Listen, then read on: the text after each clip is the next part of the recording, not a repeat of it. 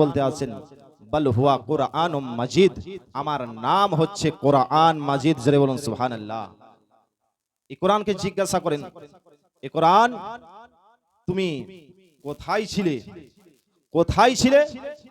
তো কোরআন বলতে আছেন ফি লাউহে মাহফুজ, আমি লৌহে মাহফুজে ছিলাম। জোরে বলুন সুবহানাল্লাহ। কোথায় ছিল কোরআন? লৌহে মাহফুজে। এই কোরআনকে জিজ্ঞাসা করা, এই কোরআন তুমি কার কাছ থেকে এসেছো? কোরআনকে জিজ্ঞাসা করেন, এই কোরআন তুমি কার কাছ থেকে এসেছো? কোরআন বলতে আছেন তানজিলুম মির রব্বিল আলামিন, আমি রব্বুল আলামিনের কাছ থেকে এসেছি, আমি আল্লাহর কাছ থেকে এসেছি। আবার কোরআনকে জিজ্ঞাসা করেন, এই কোরআন তুমি আল্লাহর কাছ থেকে এসেছো, তবে কার কাছে এসেছো? তুমি কার কাছে এসেছো? কোরআন বলতে আছেন নুজিলা আলা মুহাম্মদ সাল্লাল্লাহু তাআলা আলাইহি ওয়াসাল্লাম, আমি মুহাম্মদ মুস্তাফা সাল্লাল্লাহু তাআলা আলাইহি ওয়াসাল্লাম